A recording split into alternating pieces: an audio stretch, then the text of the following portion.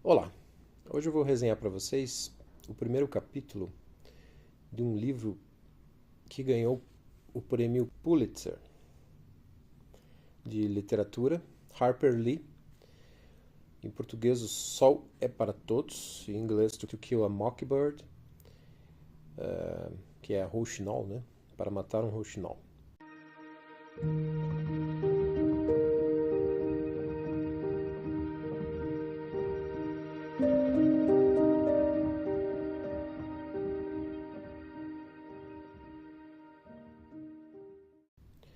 Os advogados, suponho, um dia foram crianças. Charles Lamb. Quando tinha quase 13 anos, meu irmão, Jem, sofreu uma fratura grave no cotovelo. Depois que o cotovelo ficou bom e Jem perdeu o medo de não poder mais jogar futebol, ele passou a dar menos importância ao que aconteceu. O braço esquerdo ficou um pouco mais curto que o direito. Quando ele ficava de pé ou andava, o dorso da mão ficava perpendicular ao corpo e o polegar paralelo à coxa. Ele não ligava, desde que pudesse continuar dando chutes e passes. Quando tantos anos se passaram que podíamos olhar para trás e lembrar deles, às vezes comentávamos os fatos que levaram ao acidente. Continuo achando que tudo começou com os Ewell, mas James, que era 4 anos mais velho que eu, dizia que as coisas começaram bem antes. Ele dizia que começaram no verão em que conhecemos Jill e ele nos deu a ideia de fazer Boo Hadley sair de casa. Eu disse a Jem que, se ele queria ter uma visão ampla da coisa, tudo tinha começado mesmo com Andrew Jackson. Se o general Jackson não tivesse empurrado os índios, Creek, rio acima, Simon Finch jamais teria subido a remo o Alabama. E onde estaríamos se não fosse isso? Estávamos velhos demais para resolver uma discussão no braço. Por isso consultamos Atticus. Nosso pai disse que nós dois tínhamos razão. Como éramos sulistas, o fato de não termos antepassados que tiveram lutado em um dos lados da Batalha de Hastings era motivo de vergonha para alguns membros da família. Só o que tínhamos era Simon Finch, um farmacêutico e negociante de peles originário da Cornualha, na Inglaterra, cuja carolice só não era maior que seu pão-durismo. Na Inglaterra, Simon ficou irritado com a perseguição que os crentes mais liberais faziam aos auto-intitulados metodistas. E como se considerava metodista, resolveu atravessar o Atlântico e ir para Filadélfia, depois para Jamaica, daí para o Mobile, até St. Stephens. Consciente das duras críticas que John Wesley fazia ao uso da esperteza no exercício do comércio, Simon ganhou muito dinheiro com a prática da medicina, mas foi infeliz por ter cedido à tentação de fazer coisas que sabia que não eram pela glória de Deus, como acumular ouro e trajes luxuosos. Assim, esquecendo os ditames de seu mestre sobre a posse de bens humanos, Simon comprou 3 escravos e, com a ajuda deles, construiu uma casa à margem do rio Alabama, uns 60 quilômetros acima de St. Stephens. Voltou a St. Stephens apenas uma vez para arrumar uma esposa e com ela iniciou uma descendência farta em filhas. Simon viveu até a idade avançada e morreu rico. Os homens da família costumavam se estabelecer na propriedade de Simon, que se chamava Finch's Landing, e viver do plantio de algodão. O lugar era autossustentável. Produzia todo o necessário para o sustento, menos gelo, farinha de trigo e peças de vestuário, que eram compradas nas embarcações fluviais que vinham de Mobile. Simon deve ter sentido uma ira impotente em relação aos conflitos entre o norte e o sul do país, já que, por causa deles, seus descendentes não herdaram nada além de suas terras. A tradição de viver nelas, porém, se manteve inalterada até depois da metade do século XX, quando meu pai, Atticus Finch, foi para Montgomery estudar direito e seu irmão caçula foi para Boston estudar medicina. A irmã deles, Alexandra, foi quem ficou na propriedade. Casou-se com um sujeito calado que passava quase o dia inteiro deitado em uma rede na beira do rio, se perguntando se seu espinhel já estaria cheio de peixes. Depois de obter o diploma, meu pai voltou para Maycomb e começou a exercer a profissão. Maycomb ficava a pouco mais de 30 quilômetros a leste de Finch's Landing e era a sede do condado Maycomb. No escritório de Atticus, no tribunal, havia apenas um cabide para chapéus, uma escarradeira, um tabuleiro de damas e um imaculado exemplar do Código Penal do Alabama. Seus 2 primeiros clientes foram as 2 últimas pessoas condenadas à forca no condado Maycomb. Atticus tinha insistido para que eles aceitassem a generosidade do Estado, que permitiria que continuassem vivos caso se declarassem culpados de homicídio. Mas os dois condenados tinham o sobrenome Haverford, que no condado de Macomb era sinônimo de burrice. Os Haverford tinham matado o melhor ferreiro de Macomb por causa de um mal-entendido pela posse de uma égua e foram incautos a ponto de fazer isso na frente de 3 testemunhas. Os dois alegaram que o filho da puta mereceu, como se isso fosse justificativa suficiente para o crime. Continuaram se declarando inocentes da acusação de homicídio. Então, só o que restou a Atticus foi assistir à execução de seus clientes, o que provavelmente foi o início do profundo desencanto de meu pai pelo direito penal. Nos 5 primeiros anos que passou em Macomb, Atticus praticou a economia mais do que qualquer outra coisa. Depois, usou o dinheiro para custear a educação do irmão. John Hale Finch era 10 anos mais jovem que meu pai e decidiu estudar medicina numa época em que não era vantajoso plantar algodão. Mas assim que o tio Jack estava encaminhado, Atticus obteve uma renda razoável com a advocacia. Ele gostava de Macomb, era nascido e criado lá, conhecia as pessoas e as pessoas o conheciam. E graças à enorme descendência de Simon Finch, Atticus era parente, por laços de sangue ou de casamento, de quase todo mundo na cidade. Macomb era uma cidade antiga, mas quando a conheci era antiga e decadente. Quando chovia, as ruas viravam um lamaçal vermelho. O mato crescia nas calçadas e o tribunal parecia afundar no meio da praça.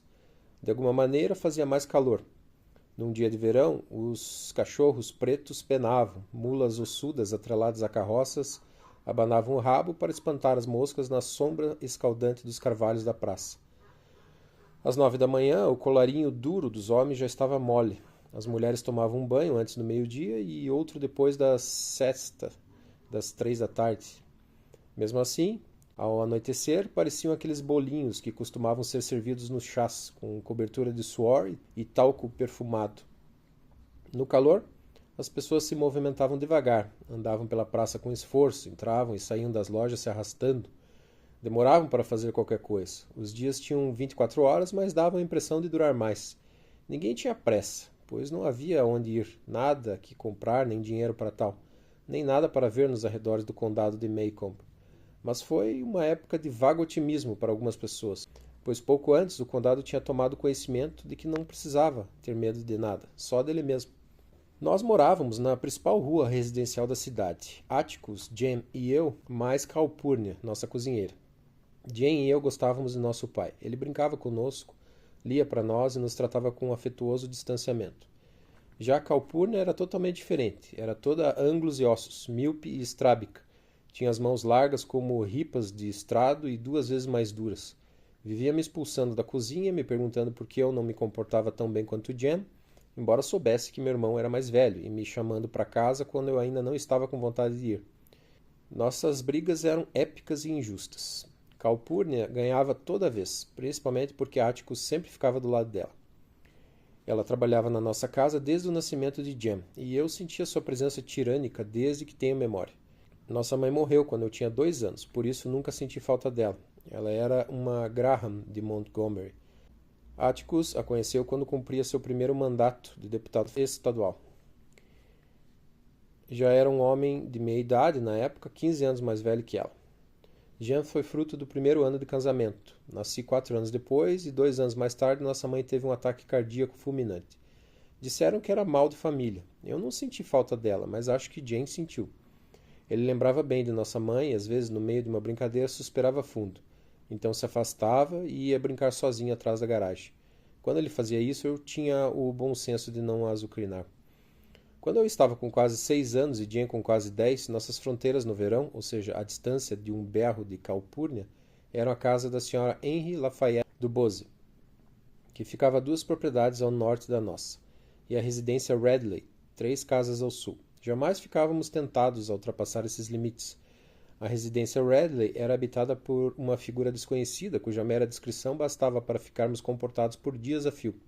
Já a senhora Dubose era simplesmente infernal. Foi nesse verão que conhecemos Jill. Um dia de manhã cedo, quando estávamos começando a brincar no quintal, Jane e eu ouvimos um barulho no canteiro de couve da senhora Rachel Haverford, nossa vizinha. Fomos até a cerca de arame para ver se era um filhote. A terrier da senhora Rachel estava prenhe. E em vez disso encontramos um garoto sentado, olhando para nós. Sentado, ele era quase da mesma altura das couves. Ficamos olhando fixamente até que ele disse: Oi. Oi, respondeu Jem, simpático. Meu nome é Charles Baker Harris, ele disse. Eu sei ler. E daí? Reagi. Pensei que vocês iam gostar de saber. Se tiverem alguma coisa para ler, posso fazer isso. Quantos anos você tem? Perguntou Jem. 4,5?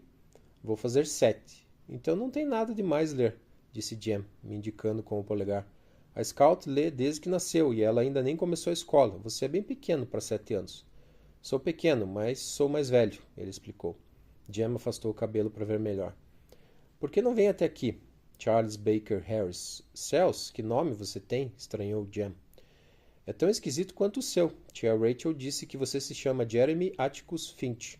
Jem ficou sério. Sou do tamanho do meu nome, ele retrucou. Já o seu é maior do que você. Aposto que tem uns 2 centímetros a mais. Todo mundo me chama de Jill, disse ele, passando por baixo da cerca. É melhor passar por cima, sugeri. De onde você é? Jill era de Meridian, no Mississippi. Estava passando o verão com a tia, a senhora Rachel. E dali em diante passaria todos os verões em Maycomb. A família dele era do condado. A mãe trabalhava para um fotógrafo em Meridian. Enviou uma foto de Jill para um concurso de beleza infantil e ganhou $5. Deu dinheiro a Jill, que o gastou indo ao cinema 20 vezes. Aqui não tem cinema, às vezes passam no tribunal uns filmes sobre a vida de Jesus, disse Jane. Você já viu algum filme bom? Jill tinha visto Drácula, o que fez Jem olhá-lo com mais respeito. Conta o filme para nós, pediu ele. Jill era uma figura curiosa. Usava calça curta de linho azul presa à camisa por botões. Tinha os cabelos brancos, como a neve, e colados à cabeça como penas de pato. Era um ano mais velho que eu, mas bem mais baixo. Enquanto nos contava a velha história do vampiro, seus olhos azuis se iluminavam e escureciam. Tinha uma risada repentina e alegre, e ficava afastando uma mecha de cabelo que caía no meio da testa. Quando Jill deixou Drácula reduzido a pó e Jen disse que o filme parecia melhor do que o livro, perguntei a Jill onde estava o pai dele. Você não disse nada sobre ele. É porque não tenho pai. Ele morreu? Não. Então, se ele não morreu, você tem um pai, não tem? Jill enrubesceu e Jen me mandou calar a boca, sinal que Jill tinha sido avaliado e aprovado. A partir daí, o verão seguiu numa alegre rotina. Isso significava fazer melhorias na nossa casa da árvore, que ficava entre 2 imensos cinamomos no quintal. Fazer bagunça, ensinar nossa lista de peças baseadas em obras de Oliver Optic, Victor Appleton e Edgar Rice Burroughs. Sob esse aspecto, tivemos sorte em conhecer Jill, que passou a desempenhar os papéis que antes cabiam a mim, ou seja, o macaco de Tarzan, o Sr. Cabrit em The Rover Boys, o Sr. Damon em Tom Swift. Assim, passamos a considerar Jill um mini Merlin, com uma cabeça cheia de planos excêntricos, desejos esquisitos e fantasias incríveis. Mas, lá pelo final de agosto, nosso repertório ficou chato devido às inúmeras repetições, e foi então que Jill deu a ideia de fazermos Boo Radley sair de casa. Jill era fascinado pela residência Radley. Apesar dos nossos avisos e explicações, o lugar o atraía como a lua atrai a água, mas ele não ia além do poste da esquina, que ficava a uma boa distância do portão dos Radley. Ele ficava lá, abraçando o grosso poste, olhando e pensando. A casa dos Radley ficava pouco depois da nossa, numa curva fechada. Ao andar para o sul, passava-se diante da varanda. A calçada fazia a curva e acompanhava o terreno. A casa era baixa e um dia tinha sido branca, com uma grande varanda na frente e janelas verdes, mas havia muito tinha escurecido e ficado da cor do quintal cinzento que a rodeava. O telhado da varanda tinha os beirais apodrecidos pela chuva. Os carvalhos não deixavam o sol entrar. Os esquícios de uma cerca de estacas que pareciam bêbadas de tão tortas protegiam o pátio da frente, que ninguém jamais varria, onde cresciam grama e ervas daninhas. Na casa morava um fantasma do mal. As pessoas garantiam que ele existia, mas Jane e eu nunca o víamos. Diziam que ele saía à noite, quando a lua estava alta, e espiava pelas janelas. Quando as azaleias nos jardins do condado congelavam em uma noite muito fria, era porque ele tinha soprado sobre elas. Ele era o culpado de todos os pequenos delitos furtivos em Maycomb. Uma vez, a cidade foi aterrorizada por vários fatos mórbidos ocorridos à noite. Galinhas e animais domésticos foram encontrados mutilados. Embora o culpado fosse Ed Maluco, que acabou se afogando na correnteza do riacho Baker, as pessoas continuavam a olhar para a casa dos Radley. recusando-se a abandonar suas primeiras suspeitas. Nenhum negro passava na frente da casa à noite. Ia para o outro lado da rua e ficava assoviando enquanto caminhava. O pátio da escola de Maycomb dava para os fundos do terreno dos Radley. Os frutos das altas nogueiras do galinheiro deles caíam no pátio da escola, mas nenhuma criança pegava, porque as nozes dos Radley eram letais. Se uma bola de beisebol caía no quintal deles, era considerada perdida, e não se falava mais nisso. A maldição da casa começou muitos anos antes de Jane e eu nascermos. Os Radley, que eram muito bem-vindos na cidade, não se relacionavam com ninguém, o que era imperdoável em Maycomb. Não iam à igreja, a principal diversão local, cumprindo suas devoções religiosas em casa. A Sra. Radley raras vezes ou nunca atravessava a rua para tomar um café com as vizinhas e jamais participou de uma reunião dos missionários. Já o Sr. Radley ia à cidade todos os dias às 11h30 da manhã e voltava pontualmente ao meio-dia, às vezes carregando um saco de papel pardo, que as pessoas supunham que fossem mantimentos para casa. Eu nunca soube do que o velho Sr. Radley vivia, nem dizia que vivia de algodão, o que era uma forma delicada de dizer que ele não fazia nada, apesar de ele e a Sra. Radley morarem ali com os 2 filhos desde sempre. As janelas e as portas da residência Radley ficavam fechadas aos domingos, que era outra esquisitice para os hábitos locais. Só se fechavam janelas por motivo de doença ou nos dias de frio. O domingo à tarde era justamente o dia para fazer visitas. As mulheres punham espartilho, os homens usavam paletó. As crianças calçavam sapatos, mas subir a escada na frente dos Radley e chamar olá num domingo à tarde era algo que os vizinhos jamais fizeram. A casa não tinha portas de tela.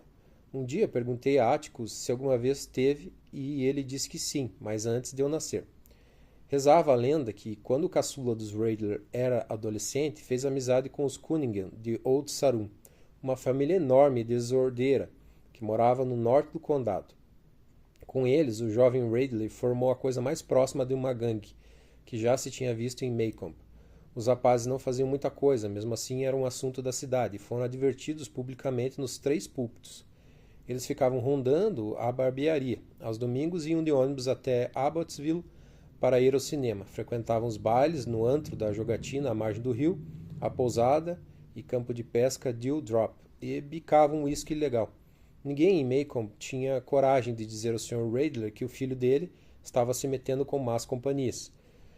Certa noite, após beber bastante, os garotos pegaram um calhambeque emprestado e ficaram dando voltas na praça.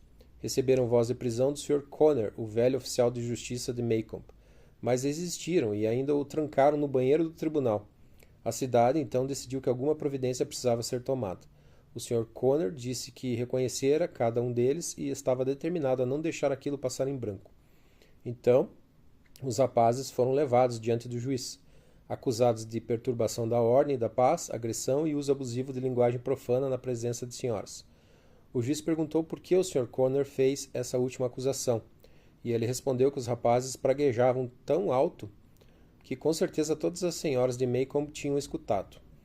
O juiz decidiu mandar os rapazes para a escola industrial do estado, para onde outros jovens às vezes eram enviados com a única finalidade de dar-lhes comida e um teto decente. Não se tratava de uma prisão, nem de uma desonra, mas o Sr. Radley achava que era.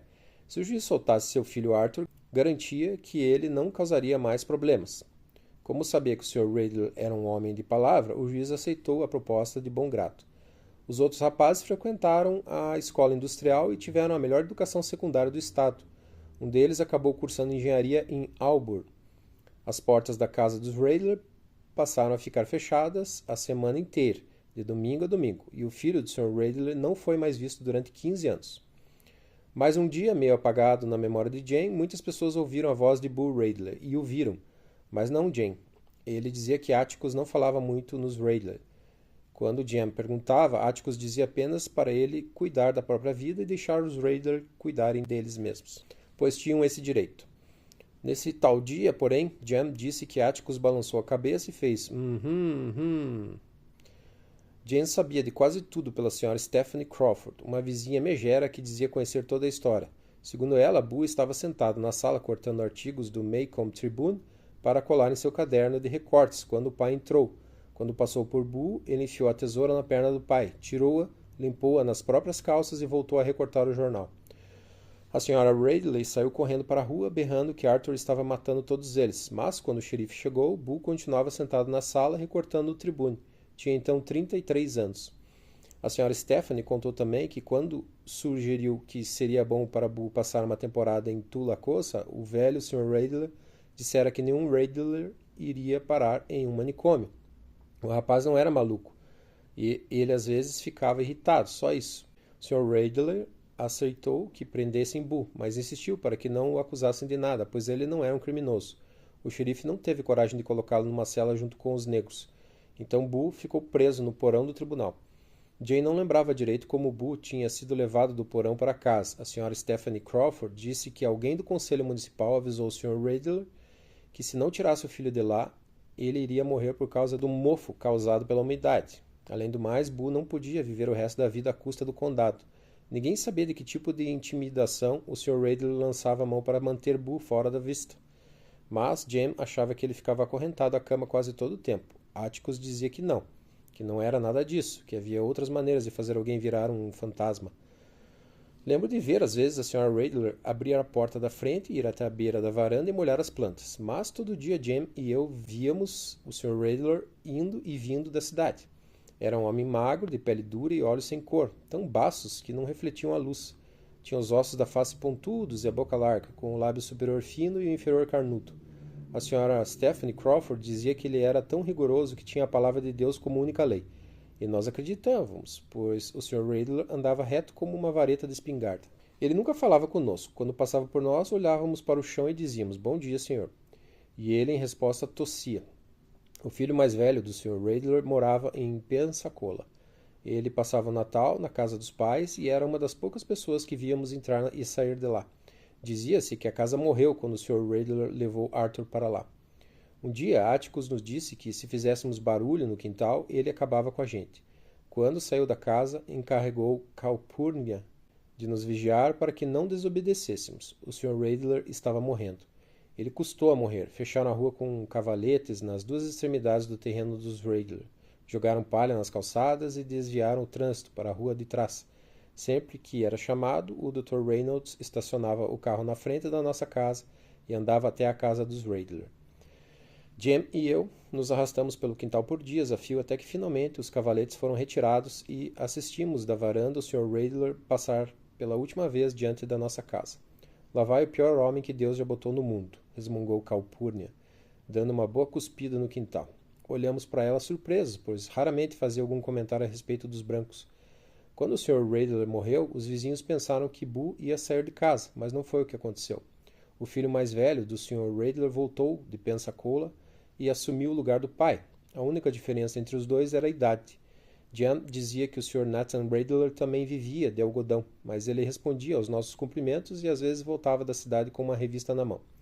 Quanto mais coisas comentávamos a Jill sobre os Riddler, mais ele queria saber. Quanto mais tempo ficava abraçado ao poste na esquina, mais imaginava. Fico me perguntando o que ele faz lá dentro, ele murmurava. Ele deve pelo menos colocar a cabeça para fora de casa. Jan disse, tem razão. Ele deve sair quando está bem escuro. A senhora Stephanie Crawford disse que uma vez acordou no meio da noite e ele estava na janela, olhando fixamente para ela, e que a cabeça dele parecia uma caveira. Você nunca acordou à noite e ouviu, Jill? Ele anda assim. Jan arrastou os pés no cascalho. Por que acha que a senhora Rachel tranca a casa inteira à noite? Várias vezes vi as pegadas dele no nosso quintal de manhã. Uma noite eu o ouvi arranhando a porta telada dos fundos, mas quando Atticus foi lá, ele tinha ido embora. Como ele é? Perguntou Jill. Jem fez uma boa descrição de Boo. A julgar pelas pegadas, ele tinha uns 2 metros de altura, comia carne crua de esquilo e de qualquer gato que conseguisse pegar, por isso tinha as mãos manchadas de sangue. Quem come animais crus nunca consegue limpar o sangue. No rosto tinha uma grande cicatriz irregular e seus poucos dentes eram amarelos e podres. Os olhos eram saltados e ele estava sempre babando. Vamos tentar fazê-lo sair, disse Jill. Quero ver como ele é. Jan disse que se Jill queria morrer, bastava subir a escada da casa e bater na porta. Nossa primeira incursão só aconteceu porque Jill apostou um exemplar de O Fantasma Cinzento contra 2 da série Tom Swift, que Jan não passaria do portão da casa. Jan nunca recusou uma aposta na vida. Passou 3 dias pensando no caso. Acho que ele prezava mais a honra do que a própria vida, porque Jill convenceu-o facilmente. Você está apavorado, disse Jill no primeiro dia. Não tenho medo, tenho respeito, reagiu Jan. No dia seguinte, Jill insistiu. Você está tão apavorado que não bota nem o dedão do pé no pátio da frente. E Jan repetiu que não estava, pois passava diante da casa desde que tinha começado a ir à escola. Sempre correndo, acrescentei. Jill pegou-o de jeito no terceiro dia, quando disse que as pessoas em Meridian não eram tão medrosas quanto em Maycomb, que ele nunca tinha visto gente tão amedrontada como ali. Foi o bastante para Jan ir até a esquina, encostar-se no poste e olhar o portão da casa, que estava meio bambo nas frágeis dobradiças. Espero que esteja claro na sua cabeça que ele vai matar todos nós, Jill Harris, disse Jan quando nos juntamos a ele. Não ponha a culpa em mim quando ele arrancar os seus olhos. Lembre-se que foi você que começou. Você continua apavorado, murmurou Jill, paciente. Jan queria que Jill entendesse de uma vez por todas que ele não tinha medo de nada. Só não consigo pensar em uma maneira de fazer ele sair de casa sem pegar a gente.